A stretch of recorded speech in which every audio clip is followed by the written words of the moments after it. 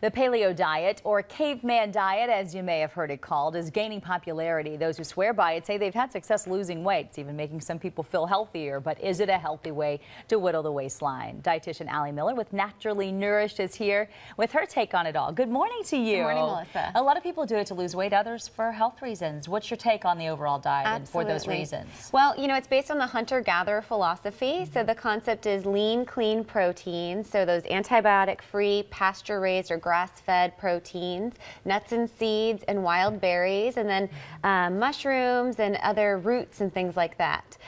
So that can be very beneficial, very anti-inflammatory whole foods. Now you're taking away things like grains and beans and what else? Dairy as well. Dairy. So of those foods, there's some controversial aspects to grains as far as some of the anti-nutrients in them and the impact with leaky gut, but it's more so the impact on how they're processed. All flour, we think of whole grains as whole grain products, but all flour is truly a dead food that's re-enriched synthetically, so really not going to be wholesome in its makeup. So we're okay without eating it? We can be, as long as we get our starches from things like root vegetables, like sweet potatoes.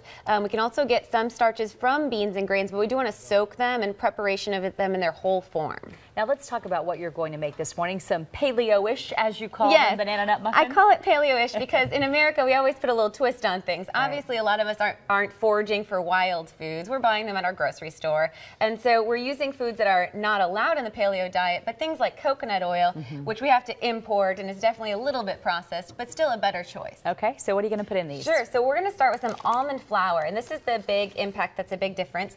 It's called flour, however, almond flour is just made from a meal, so it's ground almonds, almost like that of almond butter, but we dehydrate it, so we still have those healthy fats, and the carb to protein ratio is balanced, rather than high carb foods, which will spike your blood sugars and can lead to diabetes. Okay. So we're starting with our almond flour. I'm going to mix in some baking soda.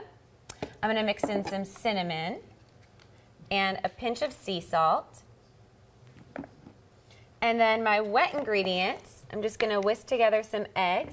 Ideally, you would use these omega-3 eggs, these pasture-raised eggs where the chickens are eating grubs and grasses. It's better for our heart.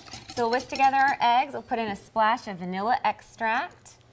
This is a paleo-ish. Okay. I don't think cavemen had vanilla. And the vanilla goes extract. into the eggs versus the flour at this point, so you're putting the liquids together. In our wet. Okay. Then I'm going to put my chia seeds in here. They're going to be those omega-3s and soluble fiber for us.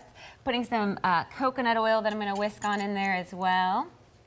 And finally, your nuts. Yep. I'm going to fold in my bananas. So I mashed up some bananas. The riper, browner, spotted ones are best. We'll whisk that all together. Fold in our dry ingredients. Very easy peasy, and kiddos can do this as well. And nuts last. And then topping it with the nuts. Absolutely. You can toss those right in And then there. we see them over in the pan. Breakfast is served. You can find this recipe at HoustonTexasFood.com. Allie Miller, good to have you in here as always. Thanks. All right, it's muffin time. Let's check in with Caitlin and Michelle.